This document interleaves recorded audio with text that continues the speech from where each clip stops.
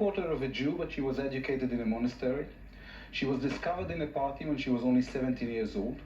Bob Dylan tried to convince her not to marry for the first time, and she was a drug addict for 16 years.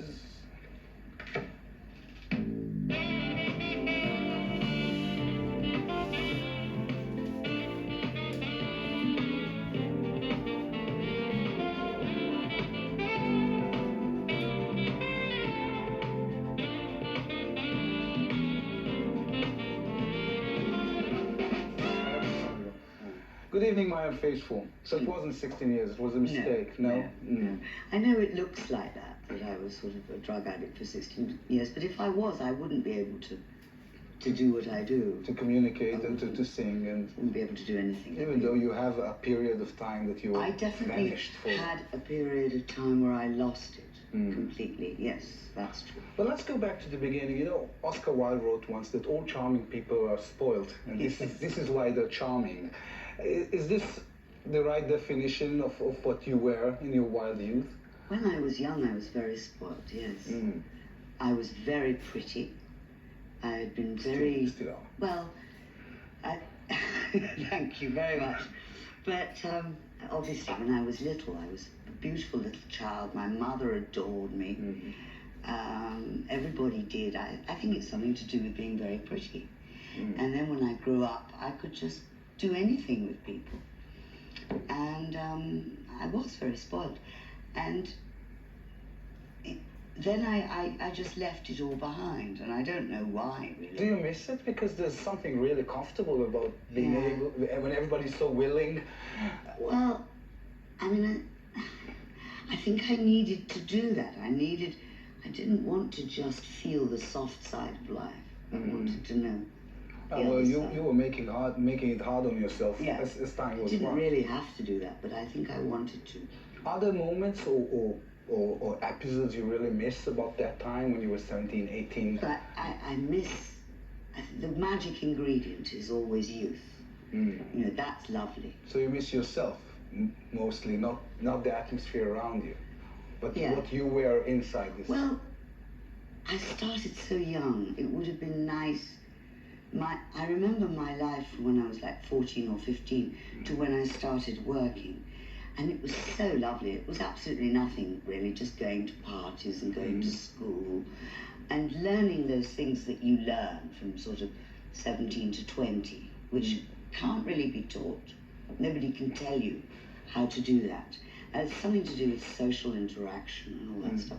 I missed all that. I was on the tour with the Hollies and all that, which was very interesting, and I learned other things. But I didn't learn the normal girl stuff. And I did miss that, How to manipulate a little, how to... Oh, I learned that all right. Oh, you learned that? Yes. I think I knew that since I was a tiny girl, You're also an upper class in a working class revolution, right? Yeah. Which is an old situation. That is, especially in England. Yes, it was strange. What it meant was that, and it is like that people thought that I was a rich kid, which used to infuriate me so much because I wasn't brought up like that at all. And I'm really proud of having made my own way.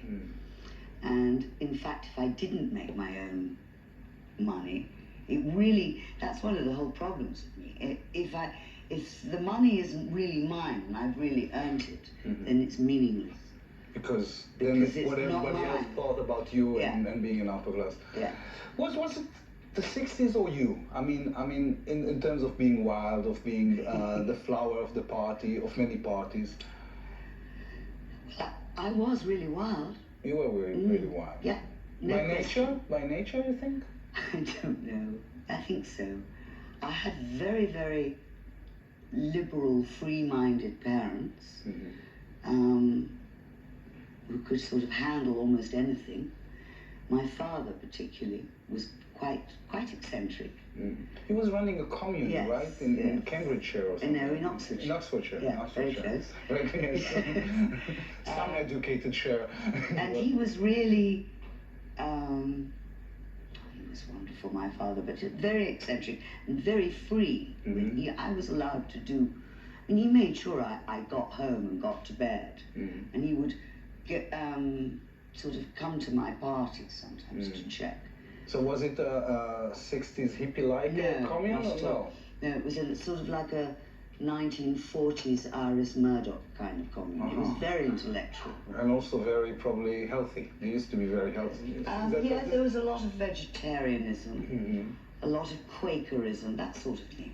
There's a certain type of commune that was started in the, maybe some of them go back to the 30s, in England, that was very, very strange. A sort of, they were sociological things more than anything.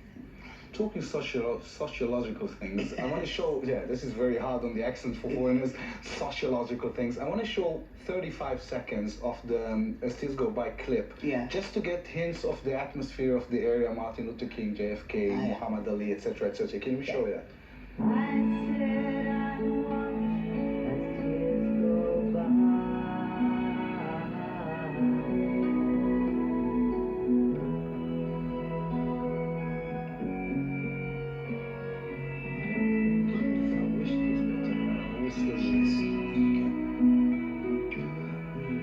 That's you. Talking about the flower. Yes. You look nostalgic even now watching. I love singing. Mind you, I do nostalgic very well. That's one of my expressions. I mean, even there I'm looking nostalgic. Yes. What am I looking nostalgic for there? Well, you know what they said, if you remember the 60s, you were not there. So Well, there's a lot I don't remember. There's a lot of stuff you don't remember. I know, yeah. I don't know why. I think it's all there, but it just sort of, you can't keep everything in your head if you want to live in the present. Also, I guess, if you want to live in the present, you have to some extent, some denial, right? And you have... No? I don't think I have any denial. I understand the 60s and I accept it as it is, and I'm part of that. Was it as it was described? You're sitting at home, Paul McCartney walks in, sits for a while, Dylan is coming in, convincing you not to get married. Was it this close? Dylan didn't want me to get married because he wanted to pull me. Oh, I understand. Yeah. Well, that's understandable. But was this like a little society, like classmates, only very famous? I suppose it was, yeah. We all knew each other. We all went to the same clubs and the same places. Dylan was a big event when he came to London, and you'd get summoned. You'd get sort of an invitation. And did you have good guys, bad guys? I mean, in historical terms, McCartney and the Beatles were supposed to be the good guys, the Stones were supposed to be the bad guys. Was it this way exactly? No. So it's just that was myth. all myth, and it was all consciously done. Consciously done by managers so it was a cynical area as well. Yeah, it was more cynical. More cynical than today? Yeah, you feel today that the music you do and the career you're having is more honest? Mine is, yeah, and I'm allowed to do that. It was very cynical then. I mean, how can I explain it? I'm not saying the musicians were cynical, but the manipulation was very intense. And the whole thing of media was not so understood at all. So you could manipulate people much more. No, I feel sorry for myself because me, my generation, we all you believe... have these ideals about we have these ideals about the 60s being a revolution that became an industry, but you're saying it was an industry from the beginning. Of course. What a shame. Sorry. When you were 17, you were discovered without even singing, right? I was discovered at a party. Somebody came to you? I went to this party with John, the man I was going to marry later, the one that Dylan tried to get me not to marry. And I guess I just looked very different. I wasn't wearing makeup, and I wasn't all dressed up in all that 60s stuff. And 3 people came up to me that night and tried to discover me. Were you scared or scared? I didn't really. I wasn't that scared. Maybe I was inside, but I didn't. I was sort of pretending I didn't believe them actually. I just thought they were giving me a line. I really did. Mm-hmm. Well, some of them did, probably. Probably, yes. Some of them did. It was one of those things like, come on, darling, I'll make you a star. That sort of nonsense, you know. And as a star... And I just looked at them and thought, they're completely mad. And as a star, they were talking more about your sex life than your music most of the time. Well, not really, not in the beginning. Mm-hmm. Yeah, I mean, there's a lot of stuff about the baby and all that thing. But of course, when I ran off with Mick Jagger, it all got much more exciting for the tabloids, yes. And then they were saying, she's not having an affair with Mick Jagger, she's having an affair with all the Stones at the same time. Ah, well, yeah. That's not true, of course. Well, and then again, you know what? Let me ask you this. You were saying beforehand you were wild. Define wild for me. I treated my sexual being and my so-called romantic life like a man would. Mm-hmm. I didn't see it in a traditional woman way at all. I took my pleasure where I wanted it and how I wanted it, and I never felt any guilt. And even though they were claiming to be such liberals, they couldn't digest it. Well, the society at the time, where I was young, in London and England, was incredibly hypocritical. What was okay for a man was not okay for a woman. And they found it incredibly threatening. Yeah. And that's why these smears, you know, I mean, if I had been having an affair with all the Rolling Stones at the same time, I would tell you. I have no problem with that. I don't care what you think of me.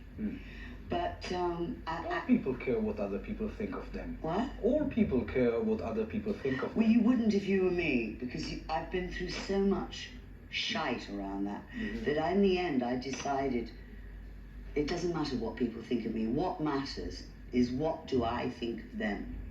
Oh. That's scary. That's scary. See? That will But give you don't worry, because I wouldn't be here if I didn't think well of you. Oh, thank you very much. Now I'm relaxed. Now I'm relaxed. So you can relax. I was scared for a second. I was neurotic there for a moment. We wouldn't be sitting here. We wouldn't have lasted a second. Okay. I wanna ask Barry to join us, because the title of the song we're going to hear is very suitable to what we're talking about. Yeah. It's called File It Under Fun from the Past, and it's from your new album. They're still calling it album, even though it's not albums anymore. I know. I think we will go back to vinyl, though. I hope so. I really do. I mean, I miss it terribly. And you can't put liner notes on and all those. And write little notes to somebody. Yeah. You're right. Well, I still manage it a bit. So, File It Under Fun from the Past. File It Under Fun from the Past. Marianne Faithfull.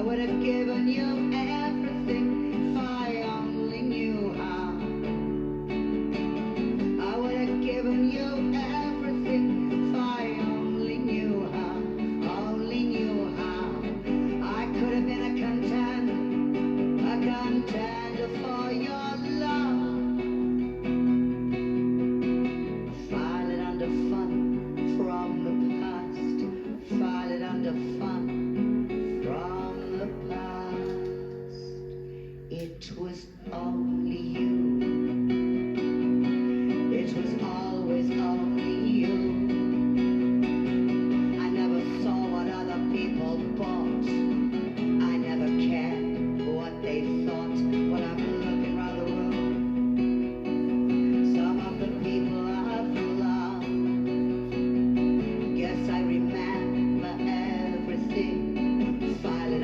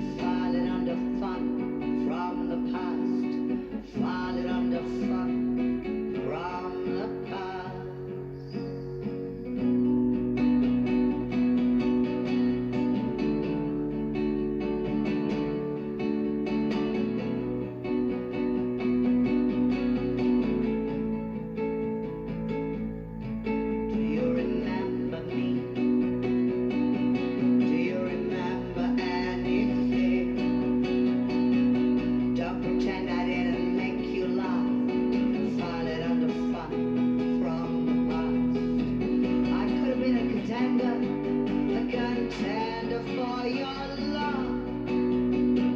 I would have given you everything if I only knew how, only knew how. I would have given you everything if I only knew how, only knew how. I could have been a contender for your love. File it under fun from the past. File it under fun from the past.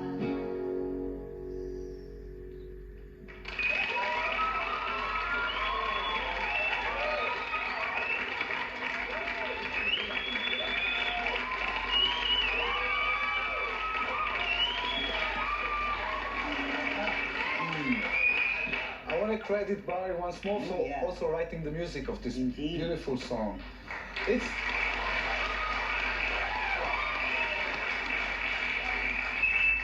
It's from City Lights, right? Brandel's City Lights. I could have been a contender. From On the Waterfront. On the waterfront, right? On the I waterfront. could have been a contender. Yes. It's so, you know what? It's such an un-English line. I know. Telling somebody I could have been great is so un-English. It's directly come. Yes, it is. But I don't think of myself as English, really. No. I really. Even though you're brought up the most English way in St. Joseph's Monastery. Convent. Yes. Going to a convent isn't really English. Going to a boarding school. Oh, yes. But a convent is. I went to a convent because my mother went to a convent, and she thought that was the way to do it. But it's quite peculiar in England, and that sort of religious thing is not the way they usually educate girls. So you had more chains to cut than most people. Oh, yeah, quite a few. Yeah. Even though I think by Judaism you're Jewish. Because if Yes, your mother, my grandmother was Jewish. then your mother is Jewish by Judaism, then you're Jewish. You're a complete Jew by Judaism. You're adopted by all religions, in a way. Well, I'm not a Catholic. You're not a Catholic? No. Are you an atheist? Do you have any church? No, I don't really. I mean, I'm not an atheist. I do believe in some sort of energy or force. And you can call it whatever you want. But I don't believe in religion chaining people down. In the moments you have to cling to something, where do you call? I mean, let's take, for example, you decided, which is the most courageous decision, to get out of drugs. Who do you cling to? I didn't name it. When this happened, when I broke my jaw and I took a huge overdose in New York in 1985, all I said was help. And the next without minute, pointing it to anybody. without saying anything. And the next minute, I came back. There is something, I don't know what, that will help us. But we have to ask, obviously. I think if I hadn't asked. So how long were you really into drugs? Well, over a long period of time, but not all the time. I would go in and out, When did I start? I started near the end of the 60s. Heavy drugs, and because everybody was doing grass. Well, yeah, I don't really count that. But the very end of the 60s, like 69, 70, I think I started to take real narcotics. What was the drug of the period? The heroin, probably, right? No. I mean, the main drug of the 60s was LSD. And I suppose hash. You can't even get that stuff in England. The stuff we used Well, you can in Israel if you're looking very hard. It's quite hard. I mean, you certainly can't get it in Dublin. But that's really what everybody went on. And then later on, I suppose, a line of coke occasionally. But it wasn't usual to go off and do heroin. I mean, it was a strange thing to do. And my friends weren't doing it. And they did later, because of course I don't know what, So anyway, that's when I started. Then I went for quite a while doing that. And that's when I lived on the street. That would be about 3 or 4 years. A lot of legends about you living on the streets. Yeah. I can't find the right words, so I use low. How low was it? I mean, were you living the life of a homeless person? Yeah. Actually, the life of a homeless person? with all the things surrounding it? I mean, doing everything to get No, a shot. I didn't have to become a prostitute. I didn't do that. I was Thank you for sparing me the question. No, I can tell you, when I was writing my book, I would have been a really bad prostitute. I know I would. Well, everybody knew who you were. No, they didn't know. No, they didn't know? When you were writing this, what, you were going with like this people with no, I didn't carry trolleys? anything. No. No, I had a carrier bag and my little sort of beautiful clothes on me. And I was very stoned. So I didn't feel cold or anything. And where did you crush? If you want to sleep, where do you go? I used to go to people who had squats. Other homeless people. Yes. And they shelters? were my friends. I didn't go to the shelters. I wish I had, but I hadn't read Down and Out in London and Paris yet. I read it later. And was it an event or it's consolidated? I mean, when you decided to come out, to relive? Well, I think it was very cleverly managed by my doctor as well. I had this great doctor. He's still working. He's in Bexley Hospital. And he must have sussed it out, what I was like. The more you say no, no, no, the more this one will. He just said yes to me all the time. And I found that very strange. And eventually I went to him and said, you know, Dr. Willis, I think I should give up heroin and go back into life. And he just smiled and said, okay. You know, I read an interview with Joe Cocker who said, the fact that I'm alive is only a statistical diversion. Yeah. Do you feel the same? I think that those statistics aren't important. I know Joe very well. I don't really know what you mean.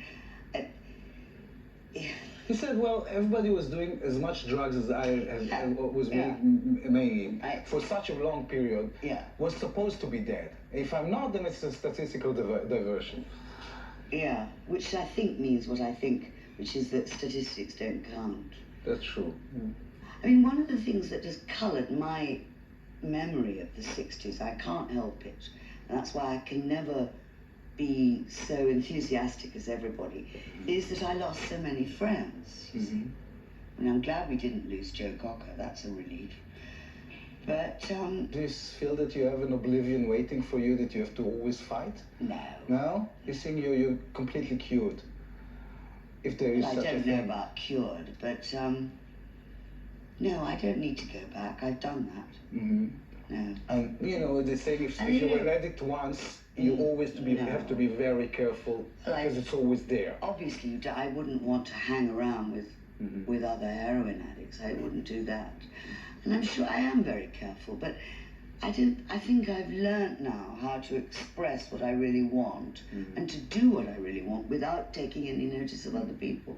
And living in Ireland is part of great. it? Is part of it? Being away from the London busy life? Well, I don't think that I mean, I go to London a lot. I don't do heroin. Haven't done heroin for years. But yes, I think that if I lived in London, I'd go out too much. I wouldn't be able to concentrate on my writing and keeping I have to keep myself very well, you know. So there's a wild youth that you still have to control. There is a wild part there, and it does break out occasionally, but not in drugs. Do you do NA or AA or those kind of stuff? I did NA for 5.5 years. I went to an NA meeting in Tel Aviv. Oh, you did? Was it very different from England? No, it was just an NA meeting. Just an NA meeting. It was great. It was very good. I want to do my little questionnaire, if you don't mind. With which young singer would you like to sing a duet? Beck. Beck? Yeah. I don't know. I'm sorry. Good girls there, yes. They understand everything I'm saying. If you're going today to a music store, what would you buy, Beatles or Stones? If you have to choose between one of them. The Beatles. Ooh. I was always a big Beatles fan. A closet Beatles fan. A closet Beatles fan. What's the first thing you're looking at in a man?